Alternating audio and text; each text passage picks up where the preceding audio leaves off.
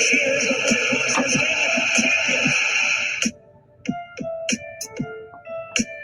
Sox fans have wanted to hear it. The Boston Red Sox are world champions. This is going to be a tough play. The Cubs. It's the play. It's over. And the Cubs have fallen for it all. 8-7-10. Welcome to the best sports podcast on the planet. I am your host, Brandon Combs, joined as always by the Soup Boss, Chad Lounder. Chad, how's it going, buddy? What's up, man? What's up? How's it going? Oh, you know, it's one of those days for sure. I've had a crazy weekend, but it's been a lot of fun. We've got a lot of good things happening with the show. We've also got a lot of good things happening with our viewers. We've got a lot of good things happening with some sponsors, which we'll touch on that a little bit later. Super pumped about the direction that we're headed. And I've had an unbelievable conversation last night, which we're about to get to here in a second. Made me change our entire hold on. Do we need to censor this? Do I need to change the rating on social media? Oh, I would definitely put explicit content coming up here. I already do that no matter what. So. look at my jersey. So I put up my jerseys like I do for every broadcast. And this Griffey one is actually a teal jersey, and it's coming through brick pattern. I'm telling you, man, all that is it looks like you, as a Cubs fan, one day just decided you wish that I wanted Griffey you want him on there, so you got the Wrigley brick thing going. You're like, Griffey, come play in Chicago. I don't know what the hell's going on here with StreamYard, but there's something crazy going on. It turned my good-looking Griffey jersey into a Bricks jersey, but hey, whatever the case is. I love that sexy jersey right next to it, man. Oh, that Nolan Ryan, man. Hell yeah, baby. That ugly orange and yellow. I love those throwback Astro jerseys, man. That was before they started using video to cheat. Yeah, because they didn't do anything else to cheat ever. That was the last podcast. Yeah. But speaking of that, real quick, before we jump into things, again, we put up our polls. We want you guys to keep interacting. We're going to put them up at the end of every show or during the show. It depends on if I get the free time or not. We'll keep them up through till the next show. Once we start getting more and more constant interaction, Wasted no time. What's going on, Alan? On the ticker. Once we get more and more interaction where we could do them during the show, that's fine. But we want to keep you guys coming in. So we got about the same interaction as last time. So I want to see that tick up a little bit more. Hit us up on Twitter and Instagram. It's the same handle at 3Shot Sports, the number 3 Shot Sports. But we had 3 polls up here. And one of them, of course, will be pertaining a little sneak peek into what we're talking about today here, Mr. Combs. But first 2, should the NCAA cancel the football season? Yes or no? Yes, don't take a chance. No, make it happen. I don't know if you get on when I make these, Mr. Combs, as much because you do a lot of the audio. But what do you think the split on this was? I'm going to say it was probably 100% give us a season. 83% should the NCAA cancel the football season? Yes. Wow. I love our fans. I'm glad we're building this. Wow. But you realize you get on here and talk sports with us because sports is on the TV. Yeah. Yeah. I couldn't believe it. I saw that real quick, and that's my first thought. I was like, okay, 83%, yes. My brain real quick went to, should we play? And then I was like, no, I wrote, should we cancel? Oh, no. We should definitely do that, but do it for NFL this time. Because I'm interested to see if it's the same split for NFL. Because something tells me that it wouldn't be the same split at all. Okay. That'll be the first one I throw up. So we'll get that up. If I can during the show, I'll start it going. So everyone on, get over to Twitter. Vote once I get that on. Second one, are we both crazy to make Zeke our number 1 running back going into 2020? If you missed our last show, we listed our top 10 running backs going into 2020. Me and Mr. If you disagree with this, I love all of you that are watching the show. I love all of you that have interacted. I love all of you that have voted. I love all of you that have shown love to the show. This is if like you disagreed with this, you're wrong. This is like a dad saying, "This is going to hurt me much more than it hurts you." If you disagree with this, you're just wrong. You're just wrong. Look, Are we both crazy making Zeke number one? 66% said yes. We're both crazy for making Zeke our number one running back. 66% of our fans are morons. And finally, as a nice little sneak peek into our podcast today, is Wayne Gretzky the greatest NHL player of all time? What got us heated last time? 66.7% said hell yes, he's the greatest NHL player of all time. But I digress. We have more opportunity to talk about that later. But we will definitely talk about that, and I will make you all look foolish. One who's number one. At any rate, look, so last night I went to a friend's house. We're throwing bags for those of you on the East Coast, cornhole. Yeah, baby. So we were doing it. I didn't lose one game, of course. Sorry, Brian. Sorry, Ryan. Ryan. Going to have to get on a team, get together when you fly me up to Chicago. But yeah, no, I mean, so we went out there and I was hanging out and we were drinking and having a good time. There was about 5 of us there. And then the conversation started about athletes. And the comment got made to me that they're overpaid. And I said, well, I get what you're saying. And I do. I understand that by most Americans, when you look at somebody who's making $20-30 million a year, which it isn't even close to the average, but we'll take your top players who are making $20-30 million a year in Major League Baseball. I get where you see that's a ton of money, and it is. It's a huge amount of money, and it's debatable whether or not athletes should be paid as much as your military members or your doctors or your teachers, and I understand that argument. So don't get me wrong here, but by their industry standards, if anything, they're underpaid, and I don't care what you say. You can come at me however you want. But athletes are not overpaid. Well, instead of people coming at you however they want, why don't you tell people why you're going to make such a bold statement of underpayment? So, look, it's not such a bold statement as underpaid. I said, if anything, they're underpaid. Because backtracking No. I'm not backtracking. I said, if anything, they are underpaid. They're definitely not overpaid because, especially in baseball, where you've got a team that is pulling in, like, let's go low end. Okay, the Miami Marlins last year pulled in, so I think it was $414 million when I looked it up. Mm-hmm. Their payroll was $70 million. Okay, there's a huge difference there. For an average business, your average business places employees somewhere between 15 to 30% of their gross revenue.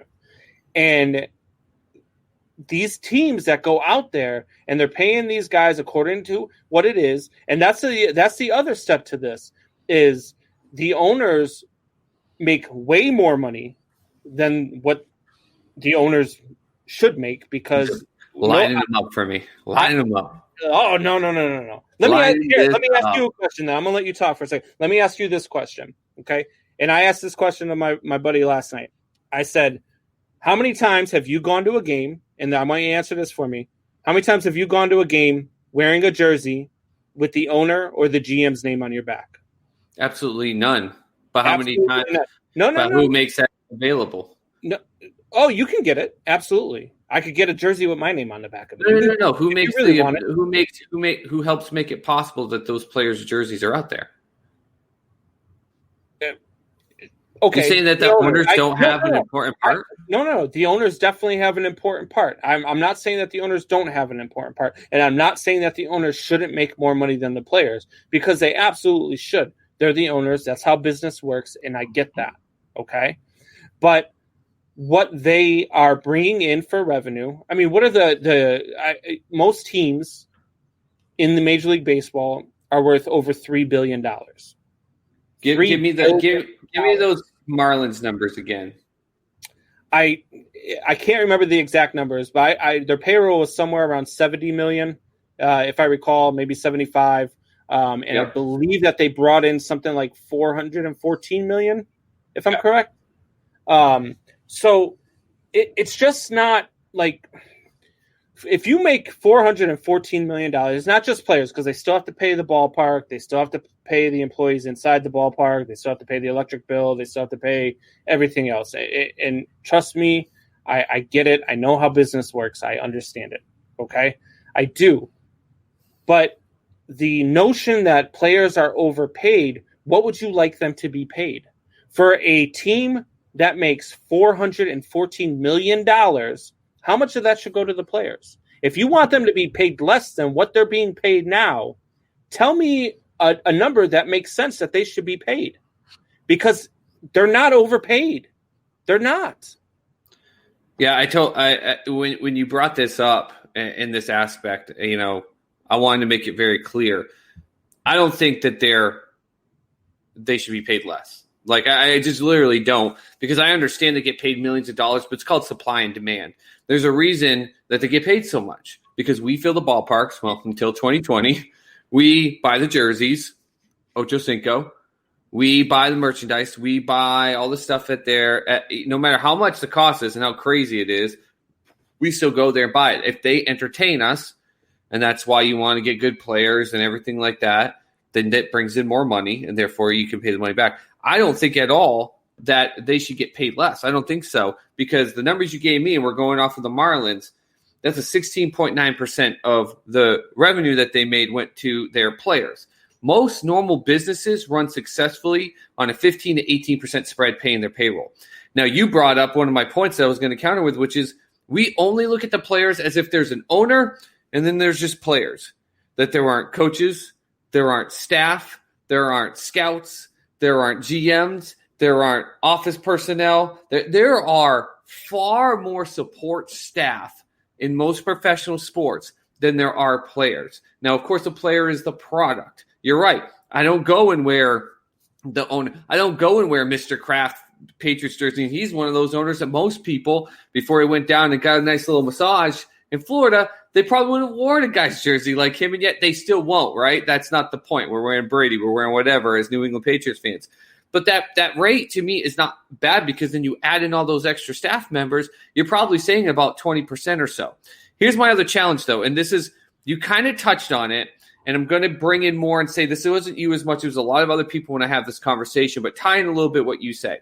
Because when it gets to the owners, people start to rag on the owners, like, look at how much money they make. Look how much money they make. These owners did not start their wealth with these teams. These are owners that in other aspects of life built a fortune and were able to, as I'm pretty sure if you and I both built hundreds of millions, if close to billions of dollars worth of fortune, would probably have a desire to buy a sports team ourselves. Look how many of the sports players talk about they want to. Patrick Mahomes just put in money, and he is now a part owner of the Kansas City Royals.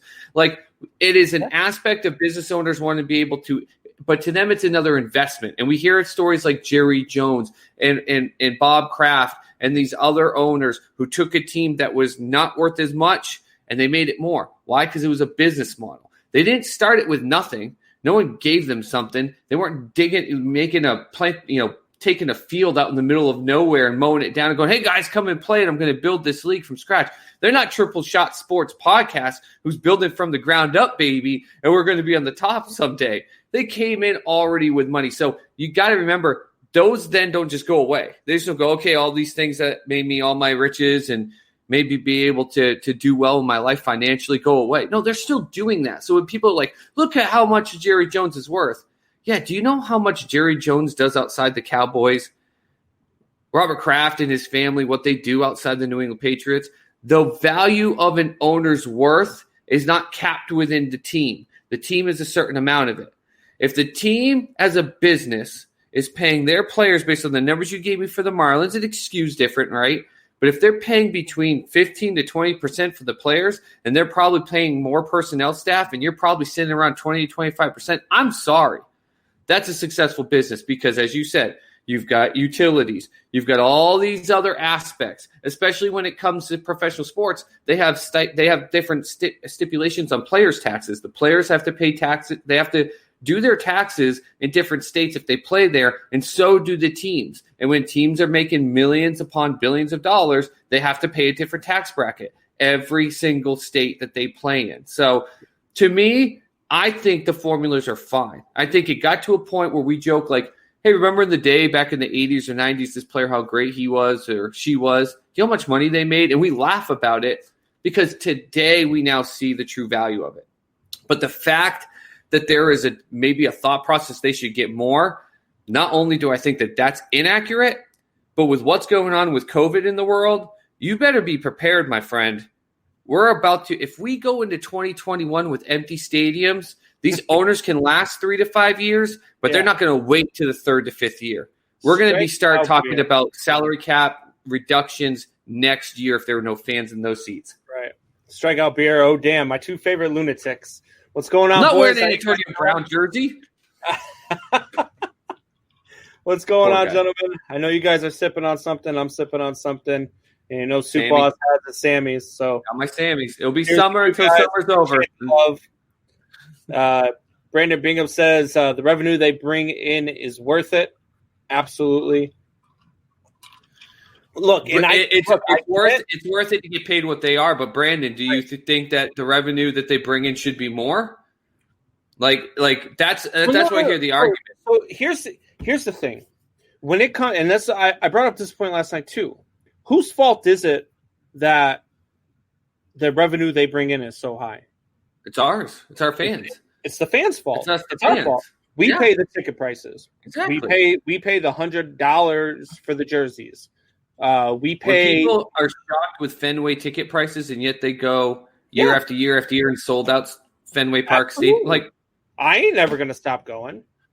I mean, that's just how it is. That's the business that they make. So the owner, who rightfully so, probably could sell a hot dog for $2 a piece. Probably could sell a ticket for $40 a piece. Probably could sell a jersey for about $45 to $50 a piece.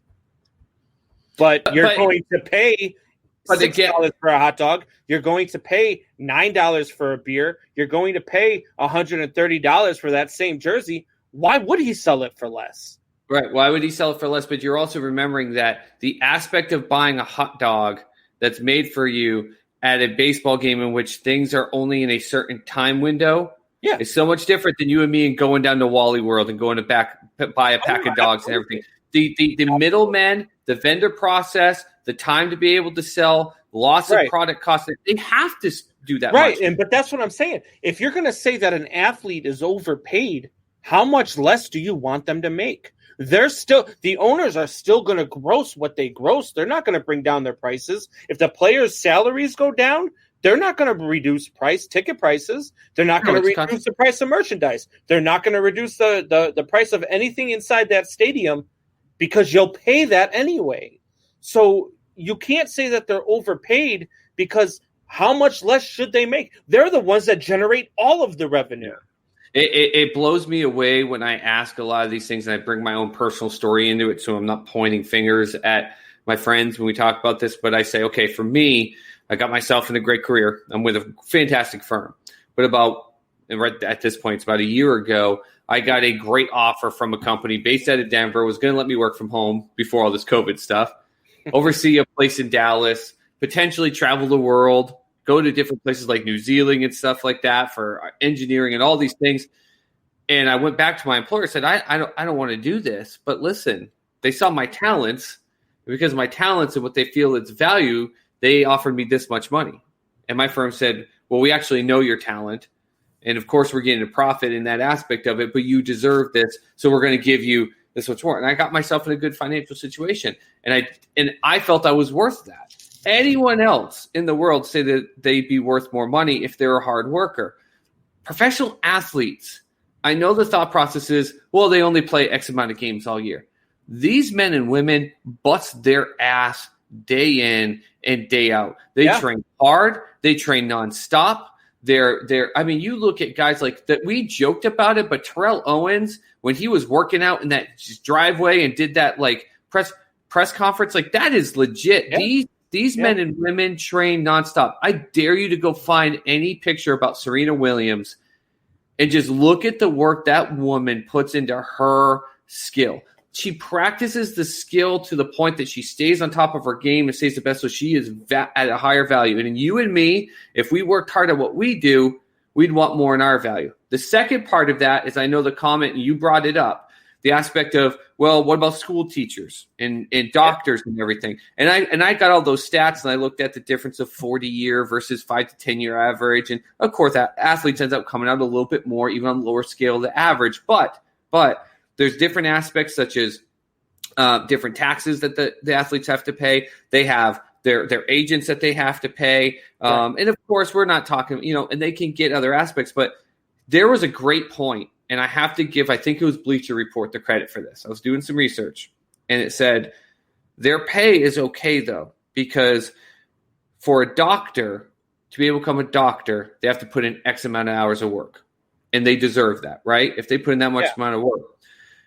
But the writer said not to sweep the legs out for many great doctors out there. But if I truly wanted to be a doctor and I really put in the work, I could be a doctor. I would have to work hard day in and day out. I could work really, really hard day in and day out to want to be an NFL player. And the chances of it are small. And then he gave the actual chances of to become an NBA star, and it was ridiculous how minuscule the percentage was. Yeah, it is so tiny. They are not just working hard to get to these roles; they're working hard to get to these roles that have such a smaller percentage of succeeding. So when they get there, they deserve it. And I get it. Like I was in the Marine Corps. I put my life on the line for pennies on the dollar compared to what these guys make. Yep. And I understand it. But I'm not saying that the amount of money that they make is minute. I'm not saying that the amount of money that they make isn't more than what most of us will ever see in our entire lifetime, because it is. I'd kill to maybe, reach $1 million in my bank account at some point in my life. But to say that these guys are overpaid is just not an accurate statement. And if you are looking at it that they're overpaid, you're just looking at it from what you make compared to what they make. And that's not fair, because what they do generate in their business, in their line of work, this is their job, albeit it's a great one, and albeit it's a fun one. And they most definitely love playing it, for sure. But that's what their revenue generates. And you who are complaining about it, who makes whatever you make a year, 70, 80,000 a year, are still paying to go see them play. Right, exactly. So you're still paying YouTube TV to see the games. Absolutely. I went crazy. When the Cubs didn't have, we talked about the network thing. The Cubs are having an issue getting on Comcast. I went out and I was like, screw it. I'm getting Hulu TV. And I went and paid for a subscription for Hulu TV for a month. Luckily, I had my free subscription. And the day before the season, the opening day, they signed a contract with Comcast, so I didn't have to. But I would have paid. Absolutely, I would have paid $60 a month to see the Cubs play. Absolutely. So it is what it is. I don't want to forget, real quick, I did forget to mention this at the beginning of the show. We are doing our giveaway today. We have reached, well over 200 shares. We've gotten really close to the 200 likes. So I appreciate all the love. I appreciate everybody who's joining in. I appreciate everybody who joins us live every week. We're starting to see Strikeout Beer here every week. Mike Manauer has been. Wayne G's always watching. Wayne G was already talking smack on our post earlier, by the way. Yeah. So I see over here, who was it? Brandon Bingham shared the show. So just like Brandon, if you share the show and you join us live and you're on, you have to be live at the time of the drawing. I want it to be clear that as soon as I draw that name, I'm going to look for a comment that says here or thank you or whatever the case is when I draw your name. If I don't get that within 5 minutes, I'm drawing another name. Remember, they're on a slight delay. There you go. There's your first name in the hat. It's written down. Woo! All right. So the name's going in the hat. Anybody else who's watching the show? I see Noah on here. Your son's on here. Alan, hey, you guys are all free game. This is going to be the same drawing. So share the show. You have to share the show, comment, let us know that you shared the show, and your name's going in the hat. Speaking of my boy, he's a big Toronto Maple Leafs fan. Last game of the NHL entry round, they're going up to get that last spot, last game. Yeah, Noah says they are definitely not underpaid. Look, I guess when I say underpaid, I'm not talking about by baseball standards. Baseball players are not underpaid. Baseball players are definitely paid what they're. When you get into NFL and NHL, those guys, man, those guys don't make nearly the money. They don't. Players do. Do you know who gets paid the most? NBA on average salary is $7.1 million now. They start paying people just to pay people. NFL average salary is $2.7 million, and NHL just peaks over $1 million. Now, I want to go real quick back to your point, because you being servicemen, and again, Mr. Combs, thank you for your service, and everyone that watches this show as part of any force of military, police, fire, I don't care. You put your life on the line. Thank you, thank you, thank you. But my thought process is what ends up happening in these arguments is, well, they get paid so much money, and our men and women in the armed services don't, and frontline emergency room attendants don't, and all these things. They don't drag the athletes down because of the percentage they get based on revenue. The other positions need to come up. I agree. I think people that are saving lives need to have their pay go up. Right. But you know what they don't want to hear, last year go up, but those need to go up. You know what people don't want to hear, though? There is a way for those people to make more. There's a way for teachers to make more. There's a way for doctors to make more. There's a way for service members to make more, but you don't want to hear that. You know why? Because you have to pay more in taxes, because that's how they get paid. So you don't want to hear it. So I don't know what to tell you when it comes to that argument, because there is a way to get it done, and it's on us to get it done. So who we got here? Anybody who complains about a player, there's Wayne G. Anybody who complains about a player, coach, for owner's salary, they are only doing it out of jealousy. Now, I think that's a tough one. I kind of agree. Not fully, but I kind of agree. They may not be doing it out of jealousy, but I think that what they're doing is comparing it to what they make in their industry, and it's just not fair. If you work for a local construction company, you're not going to gross, whatever. You're not going to gross $1 billion in a season. You're just not. You're not going to make $636 million at your local, your local construction company. So you're comparing your $80,000, $100,000, $200,000 job to somebody who generates way more revenue than you do. It's just plain and simple. I also think a part of this has to do, and I'll bring up Shaq as an example in comparison to other athletes. $12 beer nights help with the utilities. So professional athletes, we also see what happens. We see a lot of, because we've talked about this in previous shows, the egos. Now we're at the point where kids are in middle school being told about how amazing they are, right? So they got to go up, and they got to, when they sign that deal, we find it more amazing now when a player does something like pays off their parents' debt or something like that, because they're mainly going out and getting these sports cars, crazy, all these things, these big mansions. I went and delivered Taco Bell in the middle of the night to can't remember his name on the Thunder out here in Oklahoma City when I was doing some Postmates huge house, everything like that, all nice car and everything. And I was like, oh, you have a lot of people over here a lot? And he was like, no, not really. And I was like, oh, okay. But so they spend all this money, right? But it's up to them, just like it is up to you and me, to be able to take that money, invest it wisely. Shaq, great example. And this is the one I tend to get people to kind of because Shaq lets people know how much he's made since he's retired and what he makes per year annually off of all the things he does comparison to when he was a player. His total career earnings as a player, an average per year, he makes more than double now. And yet, does anyone crap on Shaq right now because of the fact that he makes so much money, because he took opportunities and he built himself this media empire as a face for companies, TNT and all these things in sports. And he's actually doing more not playing sports, and no one craps on him. Right. But you want athletes to get paid less, and he's proven, no, listen, it's up to the individual to see what they can do.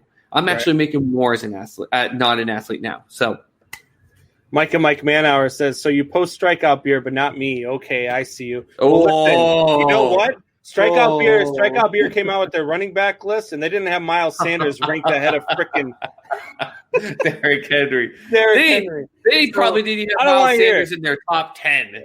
Nobody has Miles Sanders in their top 10 except for this kook.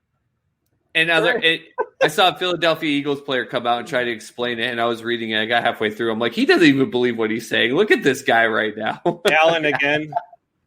He's trying to double it up. He's like, if I do it enough, maybe I'll earn $100. If I play Fortnite with you tonight, Allen, and you die, I'm not reviving you.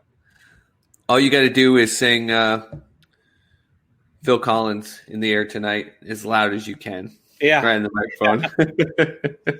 So then Strikeout Bear comes out with a good point. Attendance gets low enough, they start doing bits and reduce the prices. You're right. I mean, if attendance starts to shrink in places, they will lower prices. Yeah. But attendance isn't going to shrink. Maybe in baseball, but NFL, they're not going anywhere. The fans aren't going anywhere. They're not going to stop going. And it's one of those things. And they would reduce prices. You're right. But they still would not reduce the player's salary at this point because the MLBPA would never allow it. So it's going to be really hard for them to reduce these prices. They'll reduce prices to start to get everyone back in because of what's going on. And guess what happens when we start filling all those stadiums? Yeah. And that's only going to happen that's only going to happen for teams that aren't winning. I mean, your team's winning, you're going to the game. Yep. It's just, I mean, and then corporate sponsors and all that stuff, they're going to make their money. That's just how it is. Yep. My dad survived like 6 kids. He should get $1 million. That's my boy. I agree. Hey, look, I have 6 kids too. I should definitely get $1 million for all that, for sure. I should get $1 million for putting up with their mothers. I hope not. Jeez. YouTube just demonetized us just for that. Forget copyright infringement. See, Mike, on women. I don't put you on, Mike. This is why I don't put you on. Come son. But they could just go, it wasn't me, it was the other Mike. No, it wasn't me, it was that Mike. Mike, yes, we are doing a giveaway $50 gift card for any live viewer who has shared this show and liked the page. You have to be live with us when we do the drawing. So I'm not sure if you're on your show or not at that point, but definitely if you're sharing, which I know you probably already did, just let us know that you shared the show, and we will certainly do it. Jared, hey asshole, I'm here every live show. I know you are, Jared. Did you share? That's all I need to know. If you say you shared it, he also just called you an asshole. That's all right. Telecom shared. It should be shared. $50 gift card. That's fine.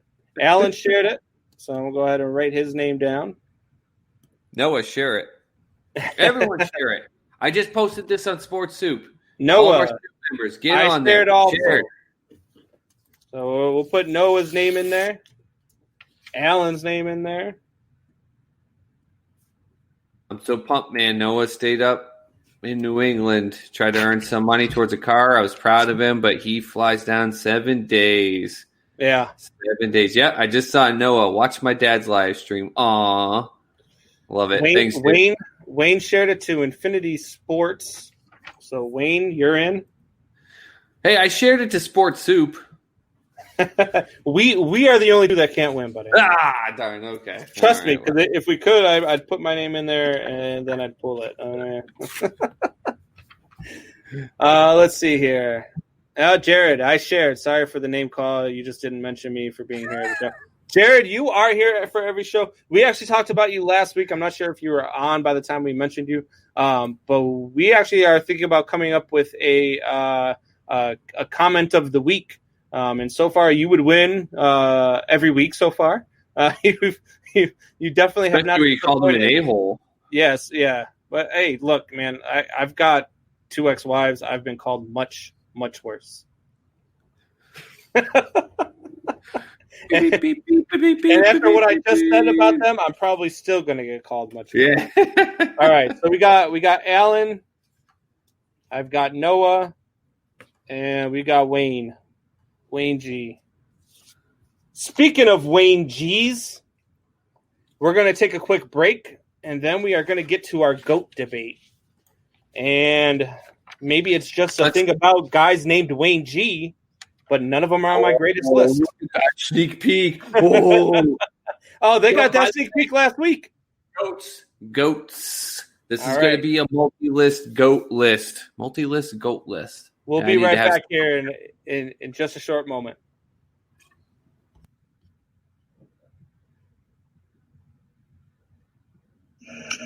What's going on, Triple Shot Sports family? This is Brandon Combs, host of the best podcast on the planet. That's the Triple Shot Sports Podcast. Be sure to join myself and Soup Boss Chad Lounder live for 2 hours. Yes, I said 2 hours every Sunday, Tuesday, and Thursday at 8 p.m. Eastern and 7 p.m. Central on the RTF Sports Network Facebook page and YouTube. And if you miss any part of the show, you can hear us every Monday, Wednesday, and Friday on your drive home at 5 p.m. Eastern on rtfsportsnetwork.com.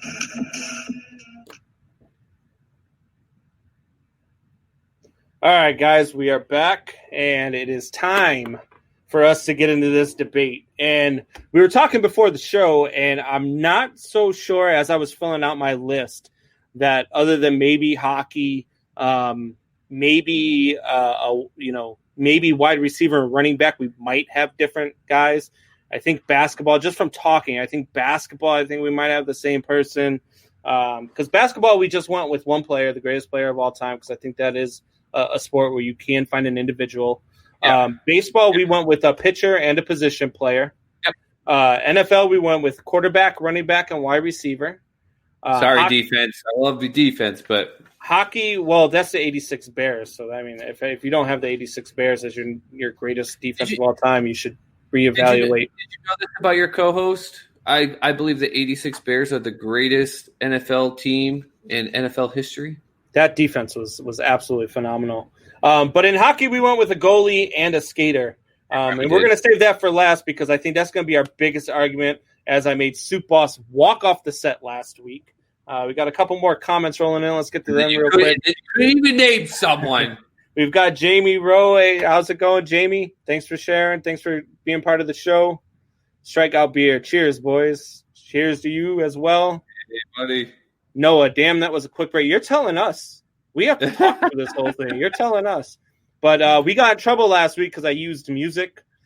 So we have to go with the commercial for now. I'm trying to get some clearances to play certain music. Just say you get him in a bag. Yeah. I think what we have to do is I think we have to go try find local stuff. There's all sorts of local bands. We got a bar right down the street here. It's called Bourbon Street. It's everybody's favorite hangout.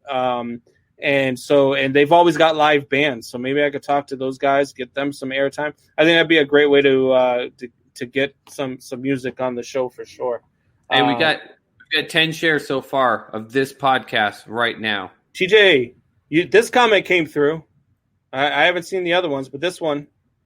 There's another one. I shared. Now give me my free stuff already. All right, TJ, you're going on the list. Hey, how'd you get that gift card? I said, give me free stuff. Yeah. There you go, TJ. TJ's in there as well. All right, so let's get to this. This Wayne G is the greatest at one thing. Ask your ex. I just saw that comment. Wow. I mean, I could ask my ex. I could probably ask 3/4 of the Lakes region too, but people are like, we got people to share this, and they're coming in right now. Like, what the hell is this? The greatest part about that is I have all my ex saying, "What'd you say about me?" I wasn't talking about you; it was the other one. So, all right. Anyway, let's get off of that before I get myself into some trouble here. All right, so we're gonna start out with NBA here. We're gonna go greatest of all time. You just want to say it on 3 because I'm pretty sure we have the same one.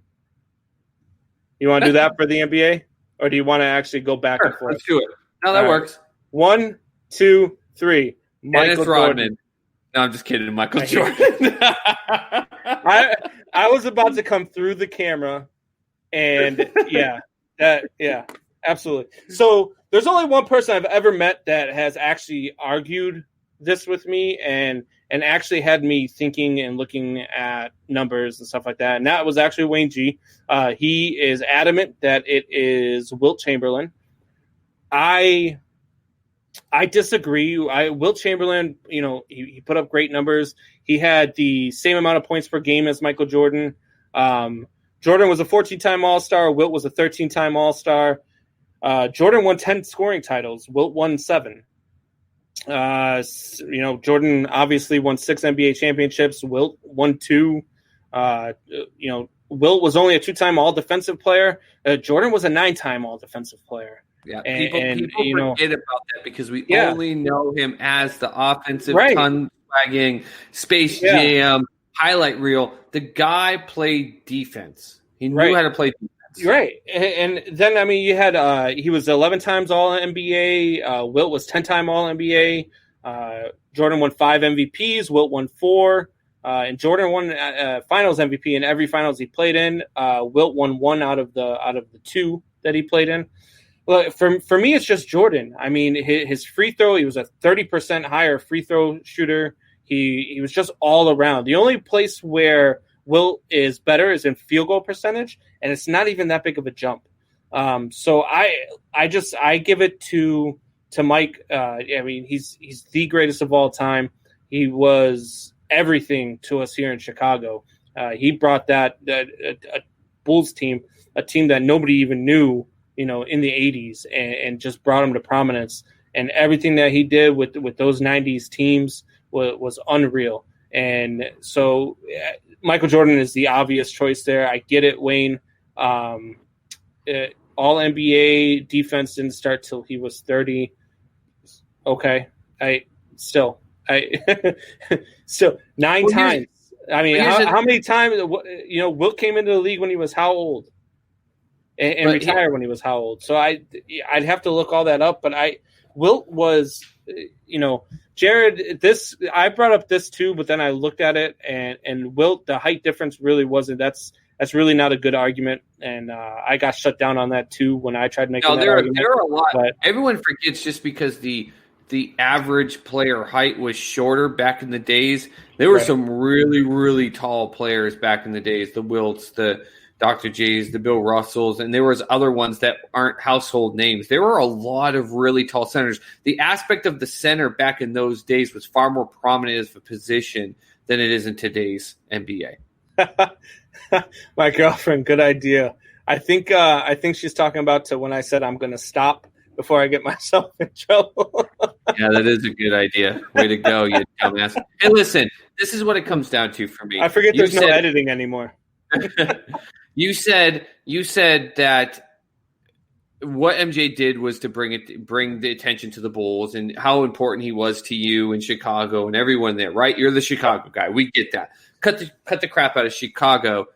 And guess what? He was the same way everywhere else. I was living in New England. I had family all across the country. I had friends that were in California, in Texas, in Montana. I had people that traveled everywhere. Michael Jordan became one of the most recognizable brand names that there are in any sport. He brought the aspect of basketball, and I'm talking about as a kid who grew up with the Larry's back because he got hurt in his back and he came back, and Celtics stuff up in my room and everything like that. Like, it didn't matter. Like, we still rooted for MJ. When MJ came out of his retirement, opening night in Halloween in Boston, they lost to the Celtics, and it was like the world stopped. And an opening day lost the Celtics.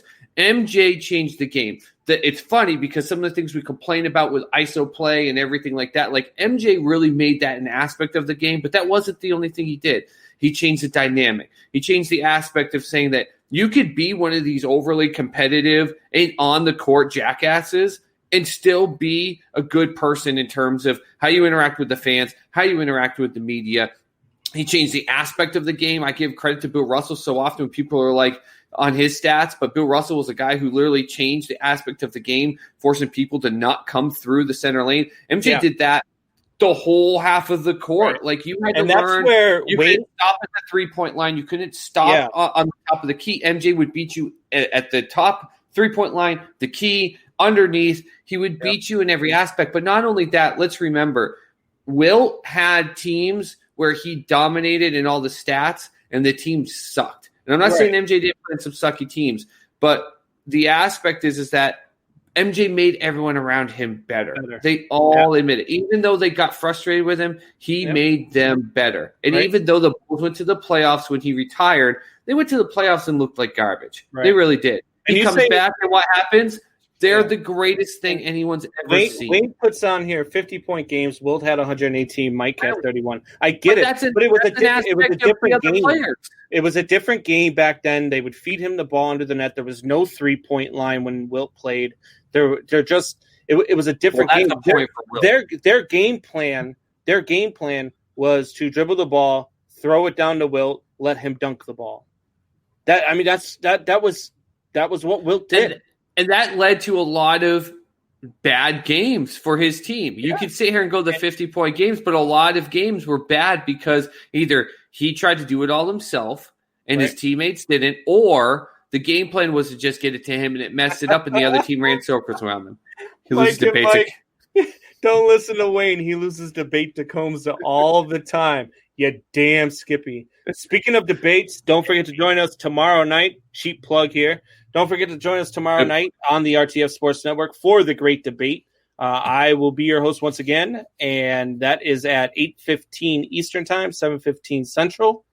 And we have 4 different contestants this time, and we have a bunch of good questions coming out, and it's going to be a great show. So join us tomorrow night on the RTF Sports Network for the great debate. Sneak peek, did they put any NBA questions in there? So you're dumbass. We actually have a couple NHL questions in there. Great. Do you know who Donovan Mitchell is yet? I don't care. Hey, listen, if you ask anyone if MJ didn't retire, would he have 8 championships? How many people balk at that? Even with when you're talking about greatest of all time, and I get where you're going with that, you can't really talk about ifs, because what if Wilt played on a great team? What if Wilt played on a star-studded team like Bill Russell did? There's always what ifs. And we have more championships. But listen, we're no. Because MJ if grasshoppers had boxing gloves, birds wouldn't fuck with them. Holy crap, Kung Fu Panda! Get the hell out of here with that crap. Listen, Bill Russell had 11 championships, and yet we're talking about Wilt and MJ. I'm not making that the aspect of ifs. If you would have either one of them have more, but it's just an aspect of knowing that you watch the man, that you know that when he retired, he stepped away from championships. That's just the difference. And when he stepped away, the Bulls didn't win championships around him. I get it. If Wilt had more of a star-studded thing, but MJ was the thing that made it work. It made them walk into finals with no one doubting the outcome. Absolutely. I think when the Jazz, like for instance, when the Jazz stole a couple games here or there, people are actually like, well, that was weird. Like, because there was just no doubt of what the outcome Now, real quick, let me ask you this about when it comes to basketball, because I used to be an avid basketball. I loved basketball back in the day, and up until about 5 to 10 years ago is when I really stopped really caring. I still follow it. I'll still watch highlights. I don't watch regular season games unless nothing else is on. Then I'll catch one. But so. The LeBron Jordan debate. I know. Hold on. We've got a whole list of goats to go down, and you want to go down this monkey path? I know. I just want to ask you real quick, because people ask me that question. As soon as they hear I'm from Chicago, that's what people outside of Chicago will ask me: LeBron or Jordan. And I'm not even so sure that LeBron's as great as Kobe. I think Kobe was closer to Jordan than LeBron will ever be. And I've had this argument a lot, especially with Wayne G, who is probably the biggest Kobe fan out there. But I think Kobe, in the grand scheme of things, is number 2 on my list. I have Wilt at 4. So when I go down my greatest of all time in basketball list, I go Jordan, Kobe, LeBron, Wilt is how I go. I think we need a sport. We're doing the GOATs, but maybe we should do a sports Mount Rushmore or something like that. We could do that. I don't want to lose all of our time in this aspect because this is a debate. But listen, I do not like LeBron James. I don't. I got to see him his very first preseason game. He was playing. The company that I worked for, we got to go see a preseason game. He was in Boston, and we got to see in the old BC Center. He played a preseason game. He was a pompous ass towards his coaches. He decided when he was going to get checked in, he decided he was going to go on a bathroom break. He came back. He's got an arrogance about him in that aspect, okay? He knows that he's amazing. But that's the thing. He is amazing. And the reason this argument is there is because a lot of people know it. But my challenge has always been what a lot of people say. You do it in the East. You've done this a lot in the East. I think there were some great battles that people just overlook with him and the Celtics when they had those battles. But when he went to the West, it was for him to prove to all the doubters. As much as players say they don't listen, he definitely listens. He's going to prove to all the doubters that even with another good team around him, because all the greats tend to have good teams around them when they win, right? Wilt was still great, but he had some crappy teams because they weren't that good around him. If he goes into this right now, and LA is not playing very good, the Lakers are not playing very good right now in this bubble. If he goes out there with AD and building this system and they do not win the championship, it speaks a lot to the fact that LeBron is close. He's physically beyond what most NBA players have ever been. He's an all-around player. He can play all 5 positions, and yet there's an aspect that he loses points on because he still has challenges when the game's on the line. I mean, we saw it today. The whole J.R. Look, he did it again today. We got our fans are starting to get into it. TJ says the game MJ played with the flu. Name another player from this era who would play like that. That alone speaks for his legacy. Then part-time nerd comes in and says food poisoning. Ate some tainted pizza. All right. Hey, look, you guys can go ahead and debate amongst yourselves and comment for sure. I mean, we still got the shop talk segment, so I mean, we're definitely going to talk about the stuff that you guys are going to want to talk about. LeBron James' problem is that he cares too much about what fans think. Jordan didn't care and Kobe didn't care when they were assholes and they owned it. LeBron is an asshole, but he wants people to like him. I don't think it's wrong. Here's another thing. I don't think it's wrong that athletes want people to like them. What part of humanity do we think it's not okay for a person to say, I don't want people to like me? I think it's okay. It's the fact that he then goes out and tries to portray himself as this cold-blooded killer. Yeah. Like, there are some players that embrace that. Like, I'm about the fans. I interact with the fans. Ken Griffey Jr. is one of those type of guys I think of. And he embraced the fans and said that the fans helped motivate him. LeBron doesn't say it, though. Jared, but he definitely wants it. Tim Duncan is not in this conversation. Thank you, Jared. Thank you, Jared. Tim Duncan is not in this conversation. Duncan is the most completely passed over player in the history of the NBA. No. He deserves. Tim's a top 10 guy for me. Tim Duncan is definitely in the top 10, but he's not in. He's not even in. He's not in the top 5. If Tim Duncan had a chip on his shoulder, he would be in this conversation with everyone else. Oh, he would. No. Nope. Timmer. Nope. All right, we're moving on. Yeah, we're going to go ahead and move on. We're going to go to baseball now. So baseball is another one where I think we're going to agree at pitcher because I really think that just like Michael Jordan, it's a no-brainer. Nope. I guarantee you don't even know who the hell I'm going to bring up. Oh, my God. Well, you're wrong, so I'll go first. I was just kidding because I know you love baseball. The greatest pitcher of all time is Cy Young, and it's not even debatable. Nope. It's not. 511 wins, a 2.63 career ERA, 815 starts. Of those 815 starts, 749 of them were complete games. Yep. Nobody is ever touching the record of Cy Young. There's a reason why every year the best pitcher in each league gets an award, and it's called the Cy Young. Cy Young is the greatest pitcher to ever pitch, and it's not even close. Don't even try it. I know you're going to come out with something different by the way you're shaking your head here, Soup Boss, but you're wrong. What's the point of this? What, you want me to just sit back and agree with your bitch you ass with things all the time? But I mean, it's logic. There's is Lombardi the greatest coach ever? Do you think he's still the greatest coach ever in the NFL? Yeah. Yeah. See, you paused. Well, because You do this thing where you I want to never come thought up with an about it. argument, but you pause because you just brought up this. Oh, he's got an award after him. Listen, Cy Young is in my friggin' top 3, possibly 2. Okay, I'm not complaining about Cy Young. You and I sat here with Wayne on that one day when he tried to give us the stat about what was it? It was some other stat. He's like, "Is this the greatest stat ever?" And you and I are both like, "No, his complete game stat record. It was insane." But there was a guy that no one really talks about. But if you study the game of baseball, you will see that he had some of the most dominant stretches for a subpar team, that he carried them on his back. His name was Walter Johnson. Washington Senators. He was absolutely fantastic. He had a 15-year stretch in which he never pitched with an ERA above 1.9 except for 2. And of those 2 years, the highest one he had was 2.22.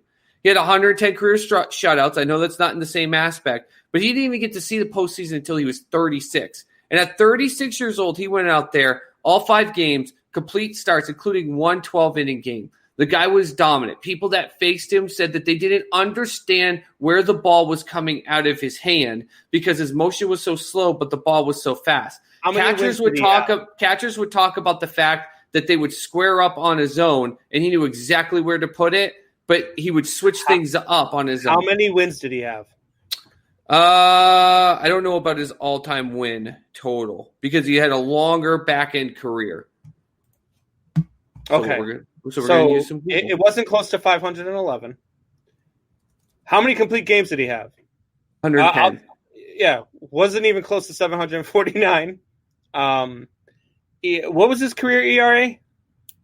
2.22. No, it was way better than that. That was his worst ERA year. Okay.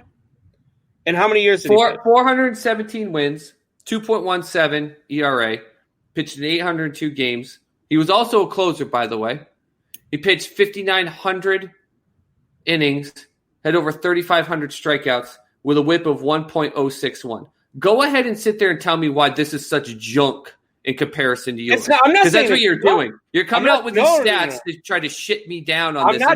Do you even know who Walter Johnson is? Do you even know what team he played for? He's in my top 5 pitchers of all time for sure. Okay. And actually, I had him at number 2. Oh, so he's at number 2. And your guy was probably my number 2. So whoopity friggin' do. Oh, get the hell out of here. Whoopity friggin' do. There's a reason why the best pitcher every year gets a Cy Young award. Because Cy Young is the greatest pitcher to ever live. And it's not debatable. It's not. He was in the 749 complete games. He was in the top 5 MVP, not Cy Young or best pitcher or whatever it was. Top 5 MVP voting 5 times, won it twice. You're using Cy Young's wins in 1806, but I won't give Will credit for 51. I didn't say I don't give him credit. I just say oh, Wade's gonna trap you now. No, but that's the thing too. So if you're going by if you're only going stats, if you're only going stats, then I sure. I mean, that's what you're doing. That's the only no. So I'm gonna use Wayne's aspect to back up this point because you say MJ is based on the whole credit of who the player is, and you argue against Wilt's stats. I give you an aspect of who Walter Johnson was as a whole, including all the things that people nonstop talk about. Not to say that people didn't say about Cy Young, but there were people that said that the things that he did, especially when he got older in his career, that he should not have been able to do, were beyond even what some of the things that Cy Young and some other greats of that time could have done. That was an aspect of not just stats. Part-time nerd wants to know how many no-hitters has he thrown while tripping on it. Yeah, who was that? Who was that for the Pittsburgh Pirates? Oh, there are some people that say he's full of crap, though, from that game. They said that he's lying on it, but there's a lot. I mean, what was the God? Why can't I think of his name? The Yankee pitcher who said he pitched his no while he was drunk.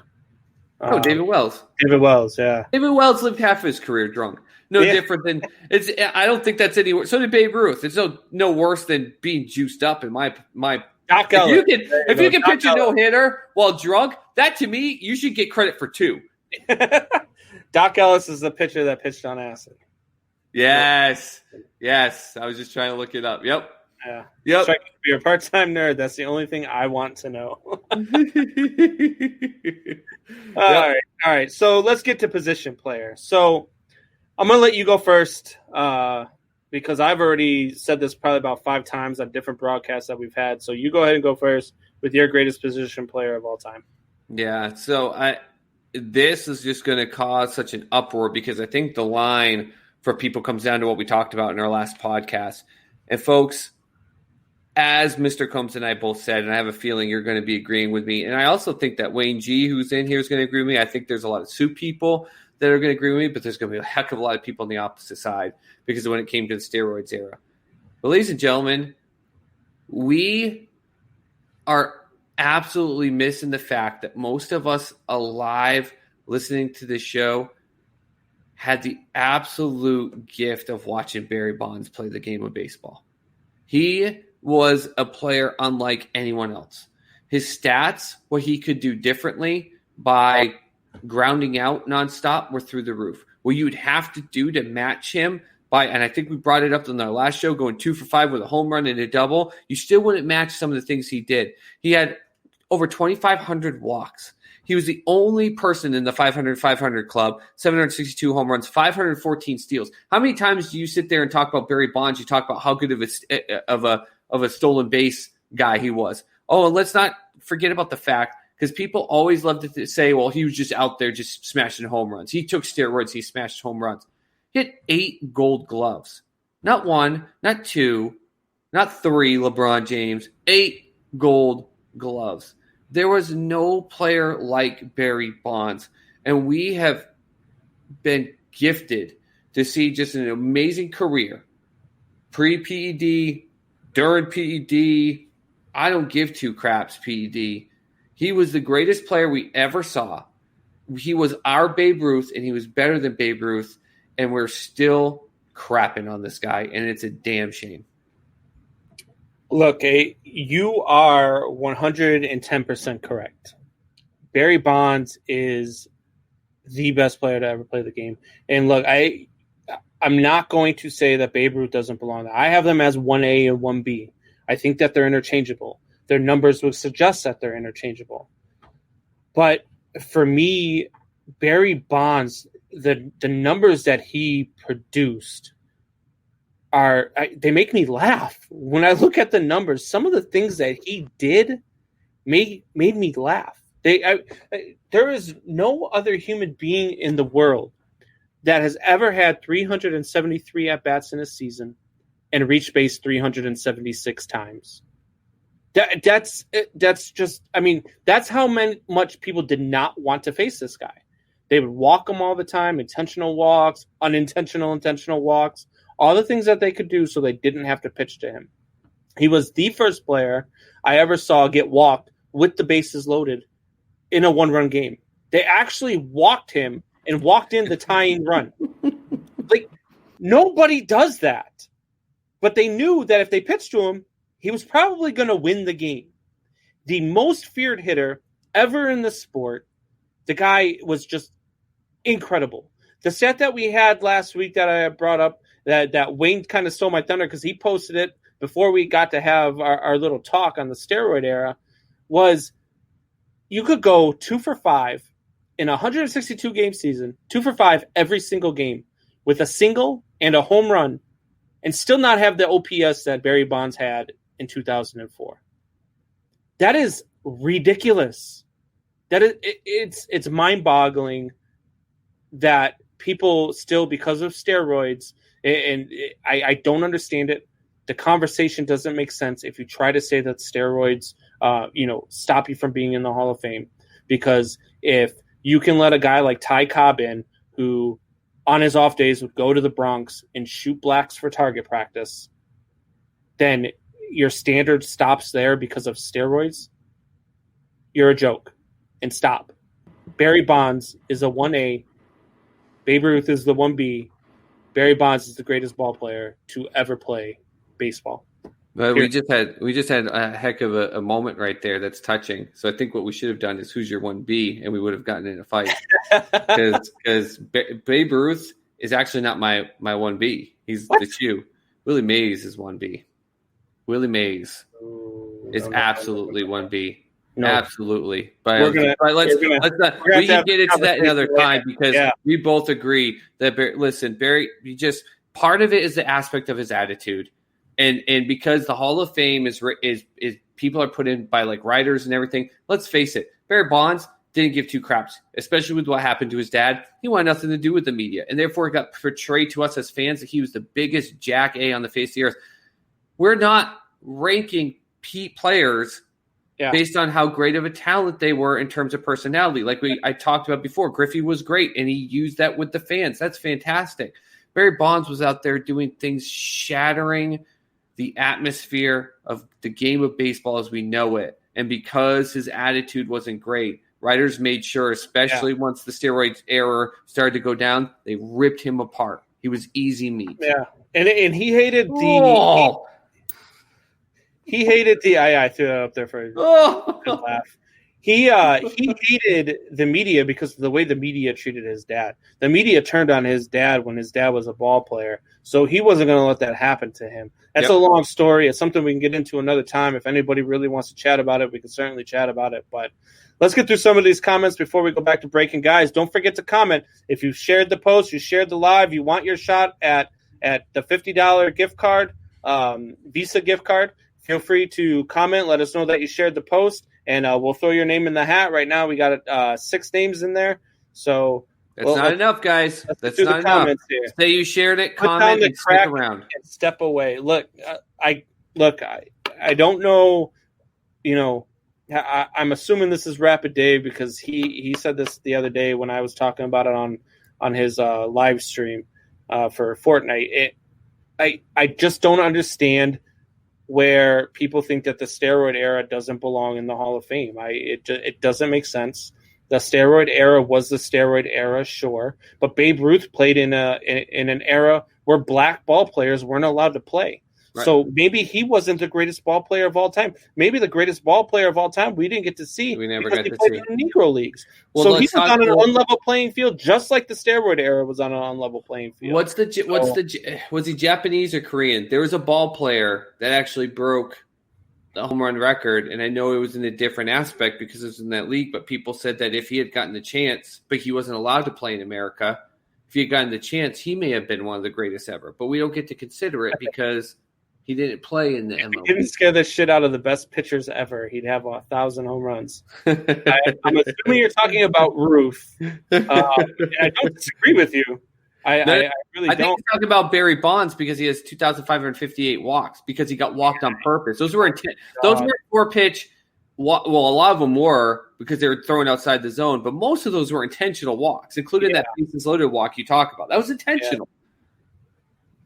This argument right here is why the what if sucks. Mantle could have easily been the greatest if he took care of him. Yeah, but I can't stick. Holy shit, we need to get Jared on here because I swear to God, you put up a comment of his that pisses me off every single time. You are a professional athlete. Athlete is a word attached to the word athletic. Yeah. You cannot give a what if because a player. Babe Ruth could have been better too if he didn't drink his damn liver away. You cannot give me an argument ever because a player doesn't take care of himself. Who knows? Panda out in San Francisco could be the best third baseman we've ever seen, but he obviously ate 4.5 fucking bags of pizza rolls every other night during COVID, and he doesn't take care of himself. Willie Mays is better than Bonds. No, he's not. Am I 1A? Am I 1B? Willie Mays Hayes is greater than Bobby Rayburn. Oh, man. I didn't say Babe was the best either. Strike up here. Well, look, Mays is not the best ever. He's right behind Bonds. No, he's not. He is. Look at the numbers. No, he's not. Well, every time you say look at the numbers, I hope Wayne lights your ass up. 22 specialized positions in football. Yeah. Ashley Rodriguez. That's my dorkette right there. That's my sister. That's all my sister.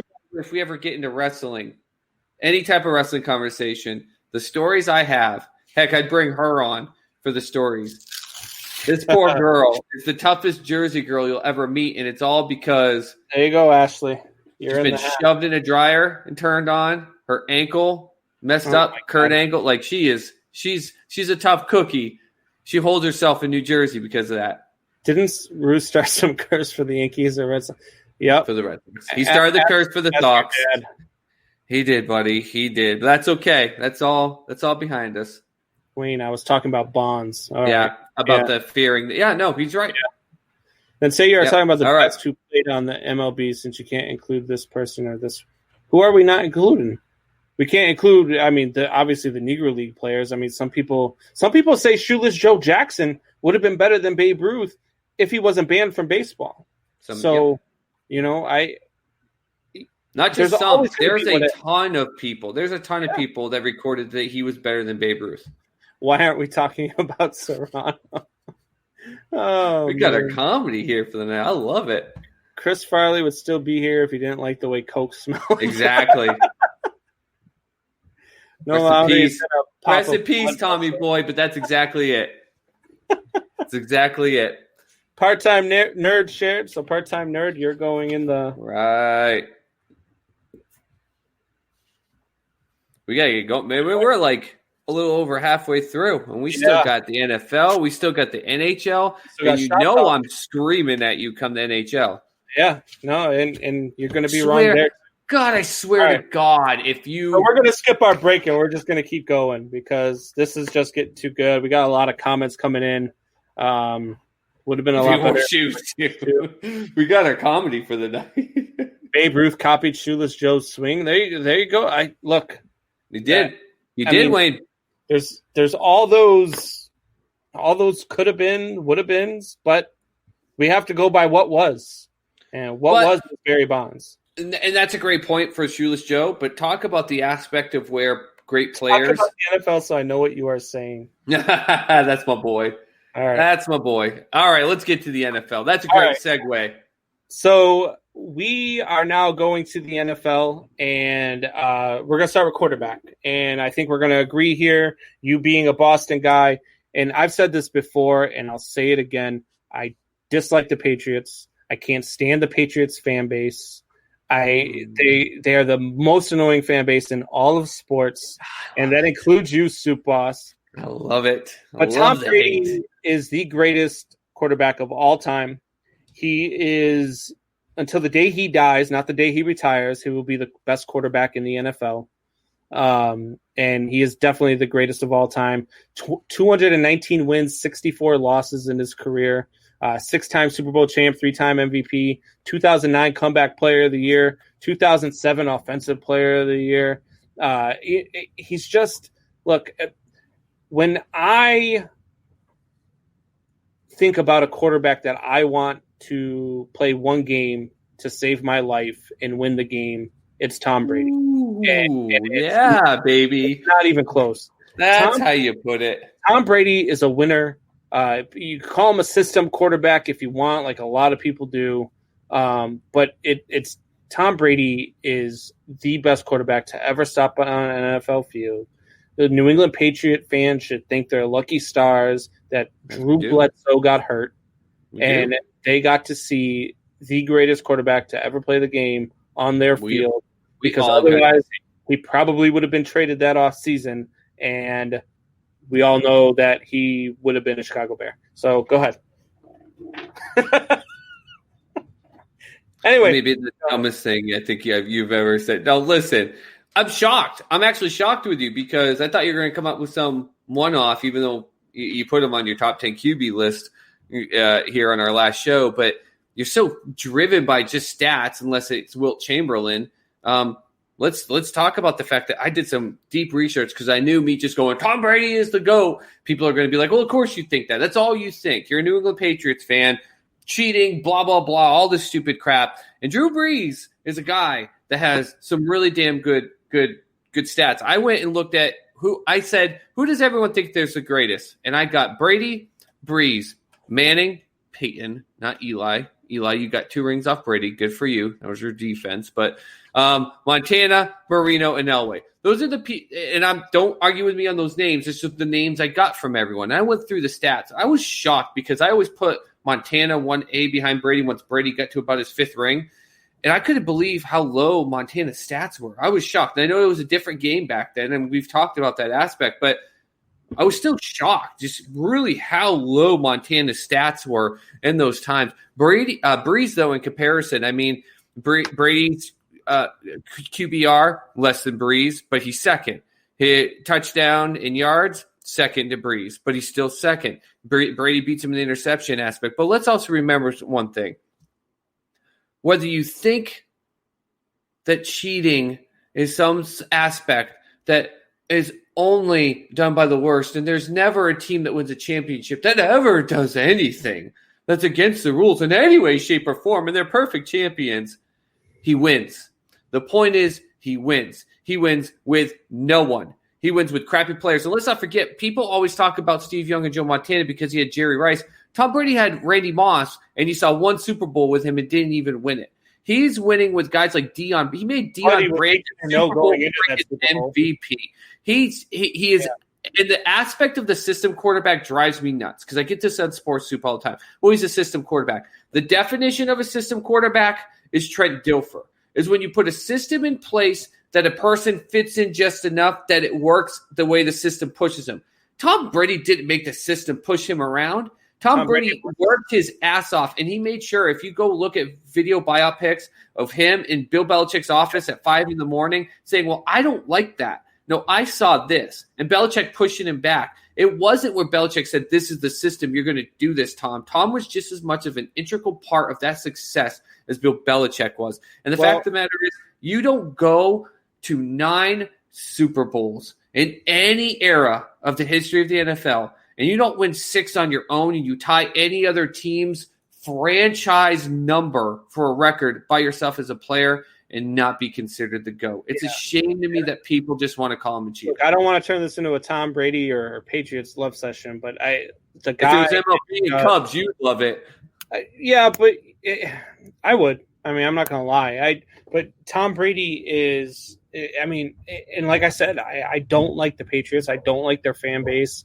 But it's just undeniable. I mean, you can't deny it. My last point with it is how many players leave the New England Patriots and get like really good contracts or something because of what Tom does, but they turn around and trash him. Yeah. Absolutely. How many players trash him and the Patriots, but then come play for the Patriots and turn around and go, holy crap. Like when Harrison of the Steelers came, it took him 2 days and he posted something on Instagram going, I didn't even realize what truth was behind all of this. This guy is insane. So let's move on to running back, and we may have something different here, but we may not. So Supas, who's your greatest running back of all time? Well, seeing I know you probably threw your homer pick on, and you probably got your Bears stuff going on. Listen to me when I say this. There was no quarterback that ran the way, controlled the game the way. Running back. Completely player that ran, controlled the game, and made everyone on the field on defense, all 11 players, have no idea what the hell was going on. And that was the quarterback for the Detroit Lions, Barry Sanders. Running back. Yeah. Well, You said quarterback. Okay, fine. I'm saying quarterback. Running back. There's no one in the game that ever played the way that Barry Sanders played. And there's great running backs. Like when we just talked about baseball and we were like 1A, 1B, there's a lot of A, B, Cs you could probably list here. But for me, there was no one like Barry Sanders. Barry Sanders only played 10 years in the game, and he absolutely dominated. Let's not forget about the fact that Barry Sanders, a lot of his yards were not with a blocker. They were not with a huge gap. He didn't have great offensive lines or wide receivers and who to block downfield. I remember the game in Thanksgiving against the Patriots, and he made 2 defenders look like absolute jackasses as he spun them around 3 times around. Barry Sanders only 10 years, 1,300 rushing yards, and 9 of those. Won the MVP in 1997. It's 15,269 yards in 10 years. That's over 1,500 yard average per year. And I'm saying it in a way that those weren't 1,500 yards with no disrespect to any grown man that played in the Detroit Lions offensive line in those 10 years. They sucked. Yeah. He carried that team. And not only that, they weren't that good before, and they've never been good after. And he brought them to the playoffs 4 times by himself. Barry Sanders is the great, no disrespect to Jim Brown, Walter Payton, Eric Dickerson. if Barry Sanders had stayed in the league, Emmitt Smith would have been playing until he was 80 years old to break that rushing record. And Emmitt Smith is damn lucky that Barry Sanders retired early. Part-time nerd thought you were going to say Lamar Jackson. If Joshua Seavey was on here for Sports Soup, he would. He didn't disagree with me putting Lamar 10 in my running back list. Bo is the best ability-wise. Barry had the best career. Look, well, I don't disagree, but his career got short. If Bo stayed healthy, he might have been the greatest But ball he didn't. player in two different sports. But you're going to be shocked here. I did not take Walter Payton. I actually agree with you. It's Barry Sanders. Oh, no way! Barry Sanders. Look, the numbers that you just put out there is everything that I already had to go on. 13-time Pro Bowler, 10-time All-Pro, 197 touchdowns. Was it 22,895 yards? And let's put that in perspective. 22,000 yards. He only played 9 seasons. Technically 10. Well, okay, but really the production was in 9. But because people like to bring up the whole aspect of Jim Brown and Walter Payton, their full length of careers from the time they're in 10 technically. So Barry Sanders was just, I mean, the guy was a fucking god. Oh, I watched him. I remember watching him on Thanksgiving Day against the Bears, and he ran into a pile. Okay. And I'm watching it. I'm like, all right, so are they going to get up anytime soon? And then all of a sudden the camera starts pushing downfield. Nope. And Barry Sanders is running all by himself while everybody else is still in the pile. I remember that play. I remember that play. Was by far the greatest running back of all time. No disrespect to my guy, Walter Payton. No disrespect to Jim Brown. And no disrespect to Miles Sanders. But he is definitely the running back of all time. You want to hear a fun little stat? Fun little stat about your co-host as we get to know each other more and more here? Sure. Growing up through high school, big into gaming, PC gaming. We had a big computer lab, and we played Doom. It was our game, first-person shooter. And my gamer tag that people didn't know for a while who it was Sweetness. Go with that big name. That's a great screen name to have. Yeah. We got stuff rolling in. Jason Sorensen, Barry. Yes, he did, Jason. My favorite player of all time. It's a shame we didn't see him play longer. Absolutely. He chose health. He chose his health over his NFL career. And shame on you, Detroit Lions. Shame on you. You had 10 years to go draft and trade for the best offensive line that man could have had, and he would have played 5-6 more years. Shame on you, because you forced him in that decision to look at his life and go, I can't do this anymore, because he made people miss, but it hurt him to make those people miss. That play you brought up, Combs. Wayne G, love the highlight. His shoe comes off, and he runs 70 yards in one shoe. Yeah, the guy it was nothing. Phenomenal. Absolutely phenomenal. All right, so I can't believe you agreed. I think we might disagree here. I hope we disagree here. We can't just keep agreeing about it. I know we're going to disagree in hockey, but so I'll go first with wide receiver. And everybody is expecting us to say Jerry Rice. Probably some of the best hands in the game. Very, very, very great wide receiver. He's definitely a great all-time wide receiver, but he's number 2.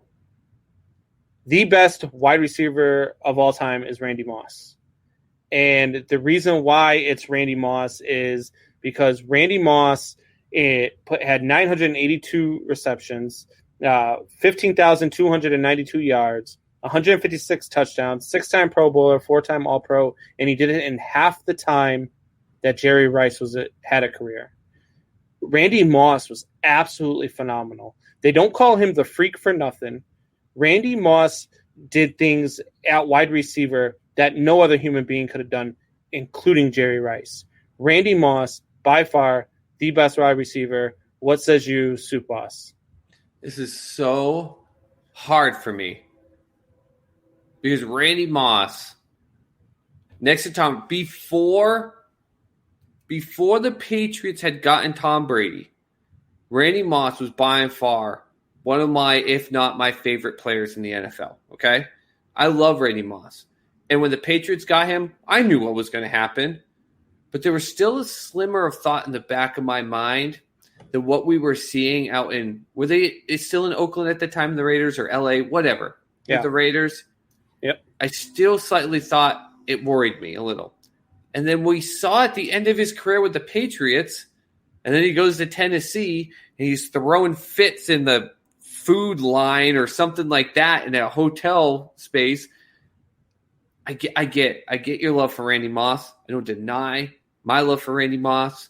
The guy was a beast. He did things that were astronomical. Even when he came back and played for San Francisco, he still was a valuable player.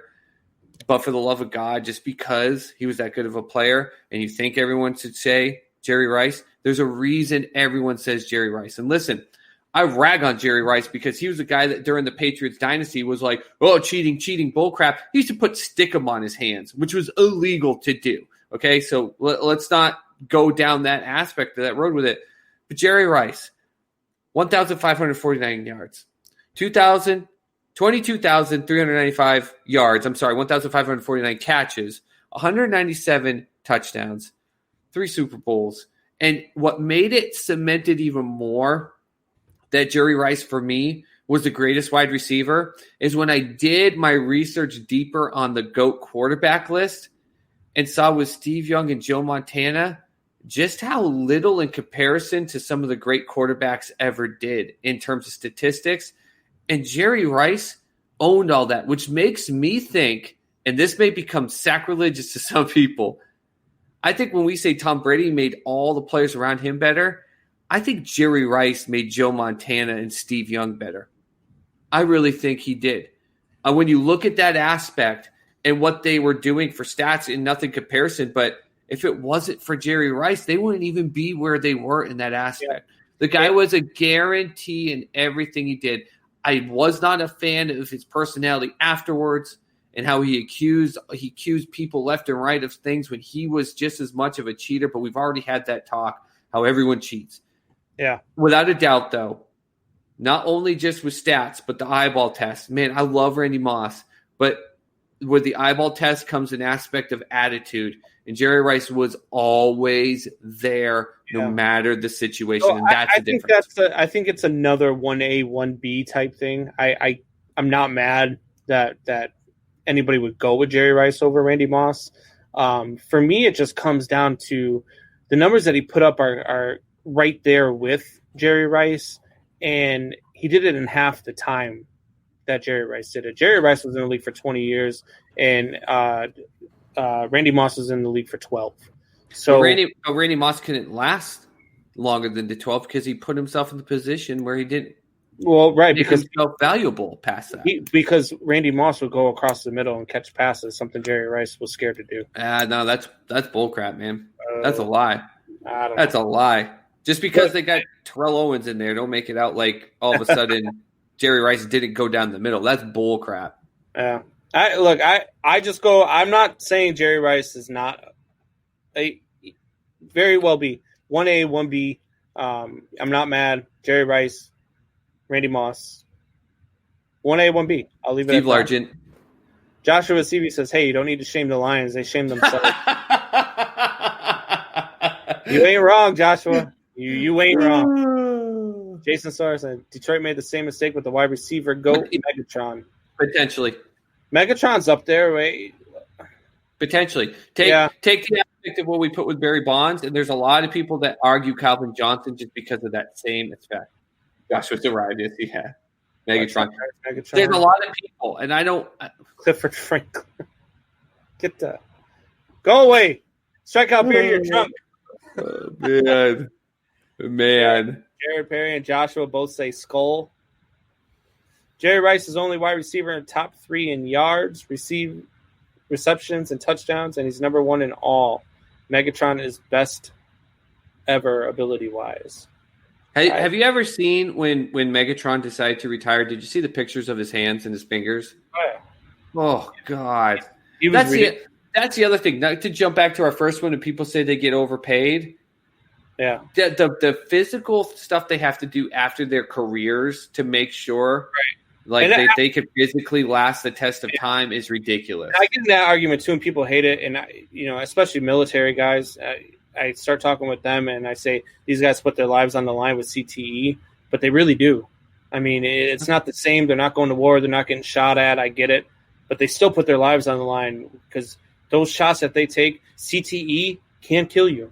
So, among many others. Football was a one-man cold to Clifford Franklin. Clifford Franklin only catching it. Clifford Franklin only one coming down with it. All I can think about is Clifford is the big red dog. Franklin? I think he's the big red dog. That's all I can think of when I hear Clifford. That is a great point. # Jerry Rice. Football is like a one-man. Oh, we just saw that one. Are they copying each other? Copy and pasted. It just comes down to who can cheat better. That's my sister. She knows the reality of it. Yeah. That's not actually true. Cheating does not guarantee wins. We've battled down that. Jerry Rice didn't moon Green Bay. Yes! Yes! Jerry Rice did not moon Green Bay. Randy Moss did. I love Randy Moss. I can't believe. Do you remember when that happened? How people wanted him banned from the sport? Like, seriously? Yeah. Where were we in that time? And it just shows how much the world's changed because someone does that now and they're just like, well, is it going to be a team celebration? Yeah. Are they all going to pretend? Other than 2 years of Brady, who did Moss have for goal? I mean, Dante Culpepper wasn't. Dante Culpepper. Yeah. Listen, Dante Culpepper wasn't a pushover. And people that think that he was only successful just because of Moss really meant for an arm. Oh, he had a cannon for an arm. Yeah. He could break tackles like no one's been. I watched a game where he had a guy coming behind. He put the guy in front of him down, pushed his arm up, and high stepped over the guy, broke free. And then, of course, when you have Randy Moss in his prime, he just threw it up there. But 99% of quarterbacks would have had no chance to get out of that to throw that ball. Franklin from the replacements. Oh, I should have known that one. Oh, that's yeah. We're getting into some real debate. The jokes are starting to real players here. You guys are coming at me with, Jesus Christ, you're killing me, Smalls. Just thought it was the big red dog. All right. Let's get to hockey because I know I loved Culpepper. Start with goalie. Yes. All right, so we're gonna start with goalie. I will go first with goalie because I'm gonna let you go first with skater. So with goalie, a lot of people and a lot of, I look up all these, top goalies of all time. You read it, Bleacher Report did one, HockeyWriters.com did one, all sorts of them. They've all got Patrick Waugh number one. And again, this might be another situation where you could go 1A and 1B. For me, it's Martin Brodeur. Martin Brodeur was an absolute stud in net. 691 wins. The guy he had more shutouts than Patrick Waugh. He had double the shutouts of Patrick Waugh, actually. And he had a 2.24 goals against average, which was better than Patrick Waugh. He had a .912 save percentage, also better than Patrick Waugh. And he played longer than Patrick Waugh, which probably could have brought his percentages down under Patrick Waugh's, but it didn't. So I have Martin Brodeur as the number one goalie of all time. I'm also a huge Martin Brodeur fan. I loved watching the guy play growing up. It was him, Dominic Hasek, and Patrick Waugh all in the league at the same time. And they're probably the three best goalies the game has ever seen. And they were all playing at the same time. It was phenomenal hockey in the 90s and early 2000s. I know, Martin Brodeur held on until I think he played 25, 30 years in the league. He played for a long time. I think he still might play once he's, 80. He might come back and do a reunion tour or something. But Supas, who you got as your goalie? Okay, so I got to tell you that I'm shocked because I was waiting for you to give me almost the Patrick Waugh line. So you and I are on the exact same boat in that aspect, is that I get the aspect of Patrick Waugh. I don't disagree with people who put him there. I can see completely why. But I remember watching some things with Patrick Waugh where he made himself super good in some ways, and other times he just knew how to give away a game. And that really would frustrate me sometimes watching that. And as a Ray Bork fan of the Bruins, when they went over there we traded him there to try to win the Stanley Cup. There are a couple, because I all of a sudden became like a mini Avalanche fan. I was like, what are you doing? I don't disagree with people wholeheartedly, but I don't agree with them at all. In fact, I don't even have him. Not only do I not have him number one, I don't even have him as the number one Canadiens goalie that ever played. Okay? The fact of the matter is the greatest NHL goalie that ever played was Dominik Hasek.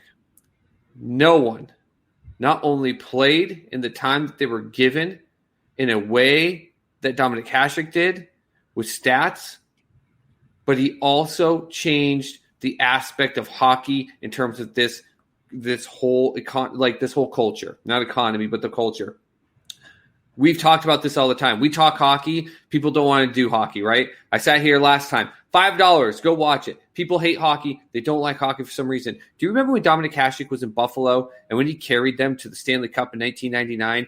He had commercials everywhere. The MasterCard commercials, the priceless. They did a whole thing with him on that, and it was having a slinky for a spine, priceless. I saw people that had no idea what hockey was wearing Dominik Hasek jerseys, the actual hockey sweaters. It was insane. So not only was he my favorite because of how he changed things, but then I went in even more when we did this research. It was even better than I thought. Dominik Hasek didn't even get a chance to start till he's 27. In hockey, you play a lot longer, but he didn't start till he was 27. 389 wins, 6 Vezina trophies.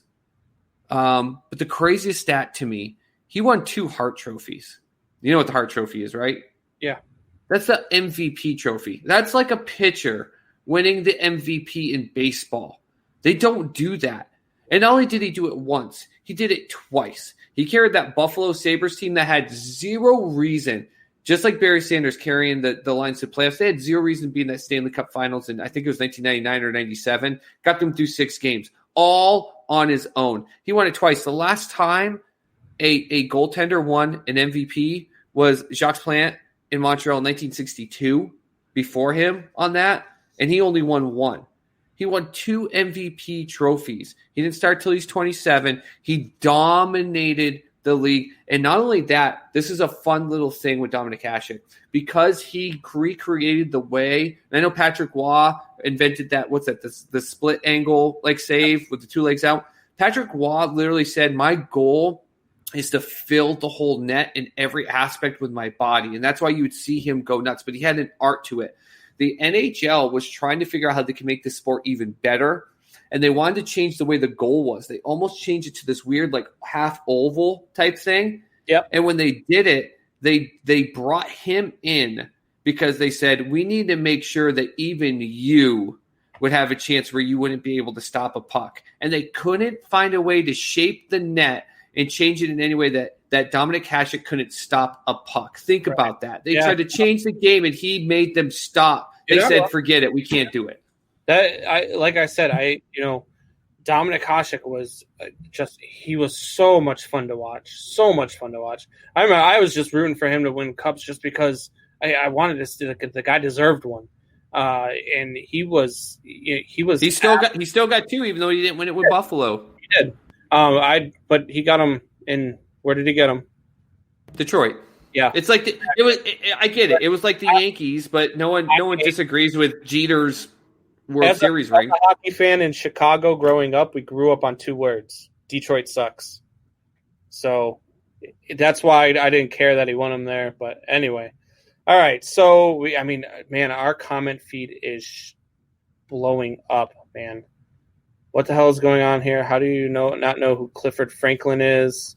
I wasn't thinking, man. I was thinking real player. We were in serious mode. We're talking GOATs. We're talking greatest of all times. Our bad. The joke went over our head. For all the stuff you guys think you know, swinging a miss. For what? Best hockey player ever is Jack. Oh God, is that the king? That's the kangaroo one, right?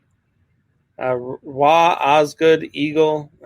Eddie Belfour was another great one. A lot of people overlooked. I loved Eddie, watching him with the Blackhawks. Wayne. No, we didn't go with defensive player. Because there's so many positions in football. But we could certainly do that. We will. Absolutely. I'm a defensive guy, Wayne. We will do it. Quit with the A and B. Pick someone. I did pick someone. We did. Every time. Strikeout beer. Go have another beer and relax. Are you listening to the show, Strikeout Beer? I don't think you're listening. I drank all 3 of mine. I'm out now, and I still got 20 minutes. It sucks. With you a lot tonight, man. You and Wayne have been on the same page when it comes to goats. Hodgkick was damn good. He was just ridiculous. I agree. Part-time nerd. Julie the cat was from the Mighty Ducks. Speaking of Mighty Ducks, Goldberg, the kid that played Goldberg, he got arrested. His picture. Yeah. I remember when Wog got his ass beat by Brendan and Osgood and back. Man, those rivalries were awesome. Those Colorado freaking Detroit rivalry they were so good because the fact that you just brought up goalie fights just shows how good they were. Only because she had jugs. Y'all are nasty. Wasn't she like 15? Hey, we're gonna move on here. What? TJ, what's happening? Demonetized. YouTube's like you didn't use money, but you talked about gross. Back then I was 15 too. Oh man. All right. So moving on, let's get to this last one so we can get to our winner and then we can get to some shop talk here. Let's go with Skater, the greatest hockey player of all time. I already know who you're going with. So give it to us, Soup Boss. Let's hear all about how great Wayne Gretzky was, and then I'll tell you why you're wrong. I'm gonna sit here and make sure I start this comment with saying when I asked you who was the GOAT as opposed to Wayne Gretzky, you went blah, blah, blah. You can't deny a guy. You can't deny a guy because of your damn hatred for him. Okay, I hate the Yankees.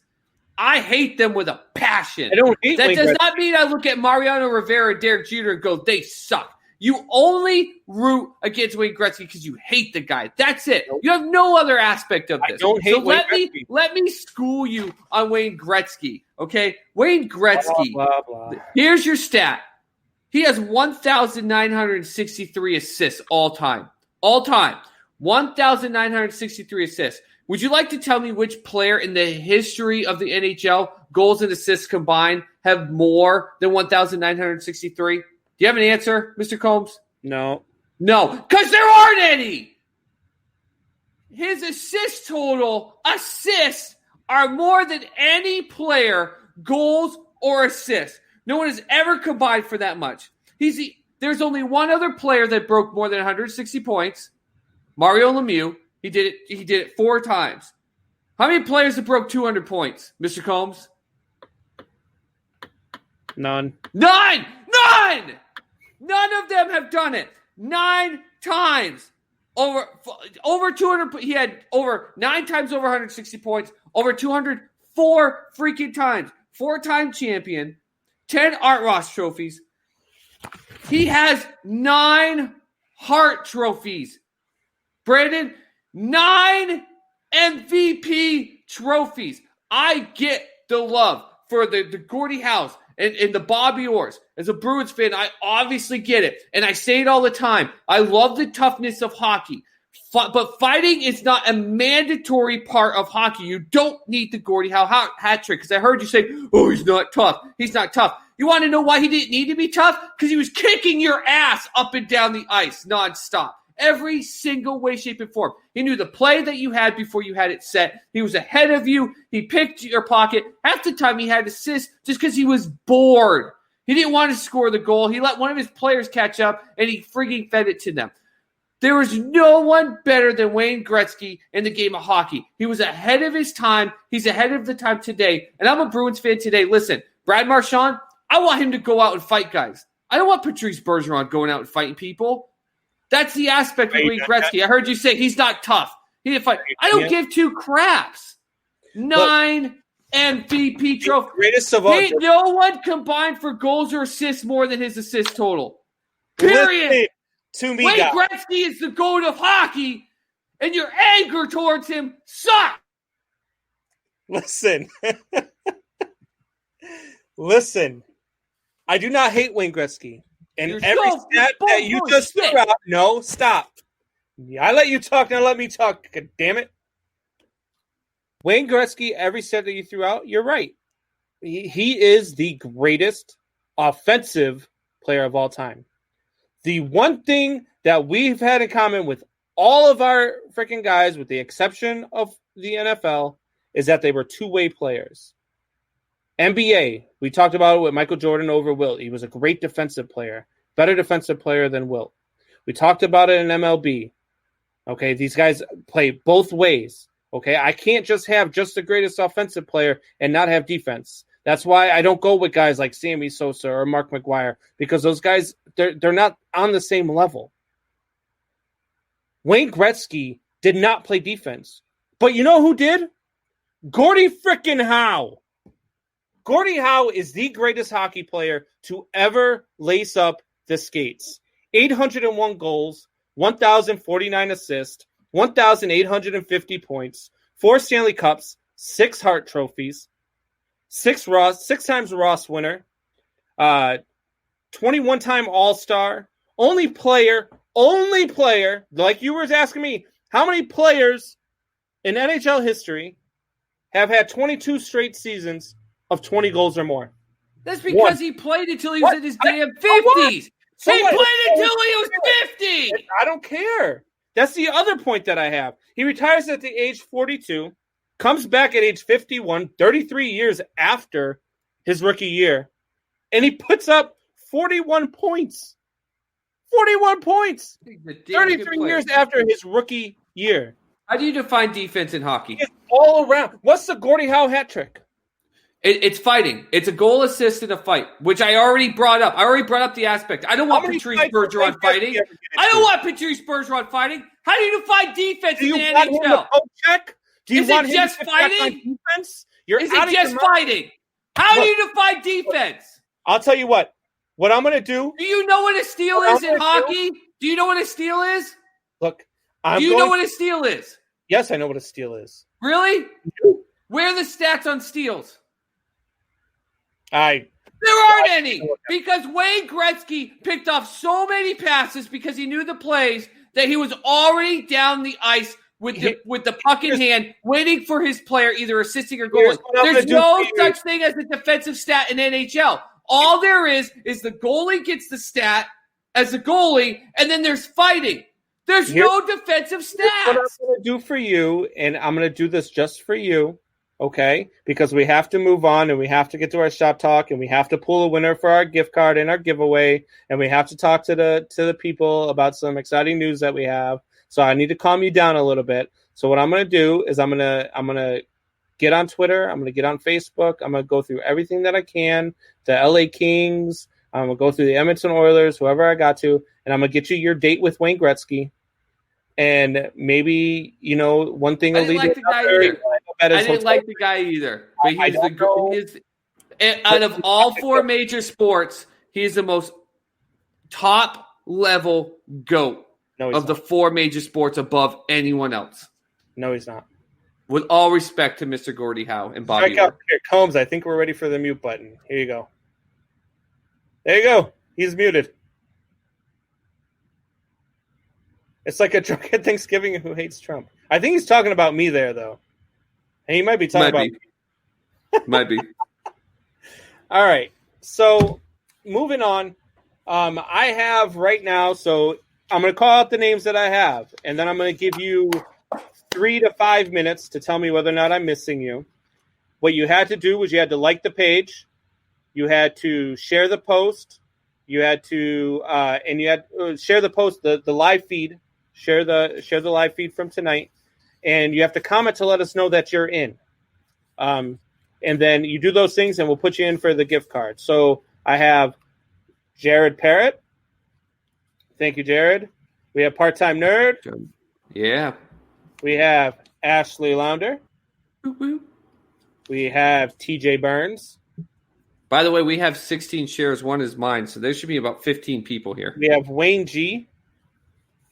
We have Noah. We have Brandon Bingham. We have Alan Combs. And we have Jamie Rowe. So I need you guys, if I missed your name, to let me know whether or not you're in there. And look, everybody's available. I got my son in there. I've got, got guys from the RTF Sports Network in there. We've got our listeners. We've got everybody's eligible for this. So if you shared, let me know that you shared. If I did not call out your name, everybody else's name is going in this box. We will draw one random winner. And it is now time for our Shop Talk segment, which is all for you, the fans. And before we get to our Shop Talk segment, I do want to come up with some exciting news. We here at Triple Shot Sports are in talks and are about to close a deal with BigDogPoker.net. They are going to sponsor our Shop Talk segment. I'm sorry, our Way or No Way segment, which we did not get to this today because of our GOAT debate. Because I was screaming. They are going to sponsor our Way or No Way segment. And so that's some great news, some exciting news. To get a sponsor is huge. We're very excited to partner with BigDogPoker.net.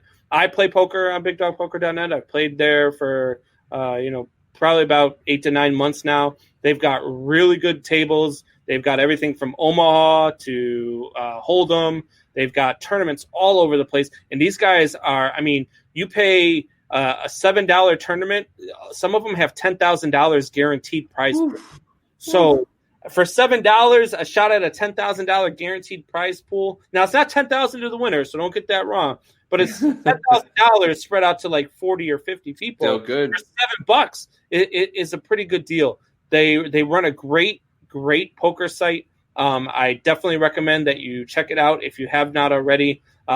If you log in and they'll ask you for who your agent is, you're going to put in, because it's my screen name on there, is Go Cubs Go.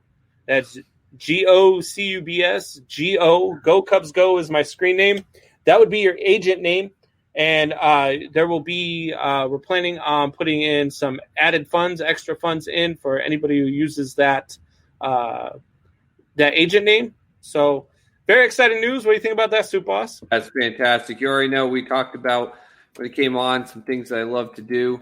Poker is a big part of my upbringing with my mom and my family. In fact, I was just texting my mom because she's wondering where I am, because I usually get on at 8:30 our time for some poker. So she was on tonight. So poker's a big thing. I love it, man. I love it. And just because of that, man, you guys are sponsoring. I'm already addicted. I'm going to get in. But listen, in today's world with COVID, we've got so many things we wish we could do. One of the great things about when I go out and play poker online is that you can start interacting with people. We love your interaction here. We love people coming on this show. If you love poker, get on there, help them out because they want to help us out, and go in there. Go Cubs Go for the name for who referred you. Go and try to win some money. And at the same time, talk to some people. Have some fun. There's nothing better than poker, in my opinion. Courtney, I got your name in there. I just put it in. And then we have Strikeout Beers at Yeehaw with some, thank you guys. Thank you guys for all the love. Strikeout Beers has been a big supporter of the show. Wayne G as well. Wayne G's been a huge supporter of the show over there at Infinity Sports. They got some great things going on. Strikeout Beer has I love theirs. They were the first show other than Infinity Sports that I watched on the network, and I really enjoy what they do over there. You got to check those guys out. Definitely check out Strikeout Beer. He also says he needs some new Fortnite skins, so we'll see if we pull his name. But yeah, Michelle out here, awesome, great job, guys. Michelle. Thank you, Michelle. Appreciate it. Jamie Rowe, awesome, congratulations. Alan, thanks, Combs, guys. Clap. Thanks, guys. It means a lot. So it means a lot because we're taking a lot of time. I hope you guys understand. We want to bring great content. We want to talk sports. We know a lot of people are dying for it. Brandon and I don't even actually know each other on a personal level. We've gotten to meet each other, and this has been a lot of fun. But behind the scenes, this man and I, we're working our tails off around everything else we do in our normal lives, our career and everything like that, and with our families, because we want to bring a great show every single night. We get on here super early, trying to make sure that we got set and ready to go to talk to you guys. And as much as this is about Brandon and I bringing a great show together, it's for you. And we want your feedback. And we love hearing you guys be happy. But we thank you for the support. Fun real life story. I don't get heated no matter the topic. The last time I was really pissed in an argument was about 10 years ago in Lowe's break room at Brandon for his Tebow day. Well, Wade, if you feel you need someone to get heated on your show, I'll come do a guest spot because, as you can see, I got a little bit of a New England temper. Yeah, the guy just. I mean, he was a winner. He definitely was a winner, but he was just not an NFL quarterback. All right, so I got how many names we got? 1, 2, 3, 4, 5, 6, 7. Got more wins than Lamar Jackson. 9. I've got 10 people in here. Man, Joshua Seavey, I know you shared it. Come on, man. I wish you had commented. Root for that kid. All right, guys. So here we go. Here it is. All right, they're all in the box. I almost feel like I should do a drum roll. Shake it up. Shaking my camera. Okay. I can't see whose name it is. So I'm going to go ahead and I'm going to pick out a name here. I can feel it coming in the air tonight. Dun, dun, dun. Right. And the winner is... Let's go, baby. Courtney Halverson. Hey! Congratulations, Courtney. Go ahead and either shoot Soup Boss or myself, or you could even message the show on Facebook, and you let us know who, what your mailing address is and all that other good stuff, and I will send out that $50 gift card to you. We could also do the thing where we do just a, we could just do, I could snap a picture of it, so that way you can use it online or whatever the case is. But congratulations, Courtney. Congrats, Courtney. Gift card coming to you. And as promised as well, donating to charity. The charity that I pick is one that's near and dear to my heart. You guys see me here with the wristbands all the time. I don't know if you guys ever noticed them as I'm wearing them, but it's the Till Valhalla Project. It is the bracelets that they give me. I'll give you a better view of them here. All their stuff is $22 a day. Now, the reason why they say 22 a day is because it is 22 veterans a day commit suicide from PTSD and their struggles with it. And that's got to get better. We can't keep doing and letting our veterans who put their lives on the line for us go out the way that they're going out. We've got to get better at the VA. We've got to get better, as human beings, and we've got to be there for them. And so I'm going to go ahead and donate, and I'm going to donate more than what I had said I'm going to donate. I'm actually going to do a monthly donation to them, $40 a month. And so that's where our donation is going to. And the Till Valhalla Project, if any of you guys want to get on it, they've got a great thing where you donate $40 a month. They'll send you wristbands. They send you a T-shirt every month. They send you stickers, all sorts of things.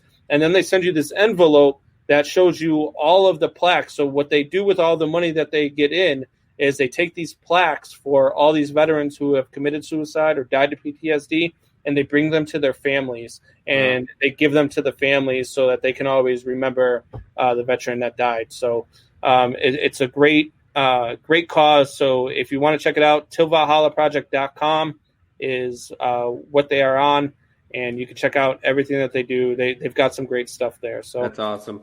Soup Boss, it's been fun. Congratulations, Courtney Halverson. Yeah. We appreciate all the love tonight, guys. You guys have completely blown up the chat. I can't wait to go look at the numbers. You guys are the best. I appreciate it from the bottom of my heart. I know Soup Boss does too. We, like he said, we're working our tails off to make this thing the best product out there. And all you guys do is keep showing up for us. And all we can ask for you is just the like, the shares, follow the page, share with your friends. Twitter, Instagram, YouTube. I know we're on Facebook and coming through. That's a great thing too. But Twitter, Instagram, YouTube.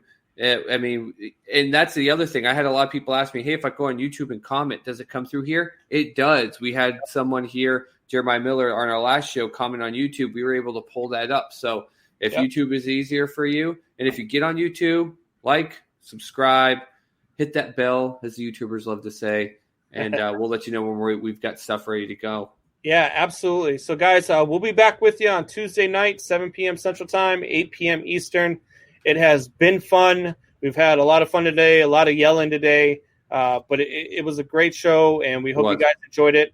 And if you guys have anything you want to talk about, anything you want to say, anything you want to hear on the next one, Jared Parrish says he has like 8 beers left. So, next topic, Jared. I ran out of beers 20 minutes ago. Our next topic will be on Tuesday at 8 p.m. Eastern, 7 p.m. Central. We will definitely get into our top 10 wide receivers, as well as we will talk some more hockey playoff action as the next round starts on Tuesday. We'll get into some baseball talk, exciting things going on in baseball, some more positive COVID tests going on in baseball. So other things that we'll get into, things that we need to talk about for sure. So we'll see you guys on Tuesday night. Take care, guys. Have a good night. Go Cardinals.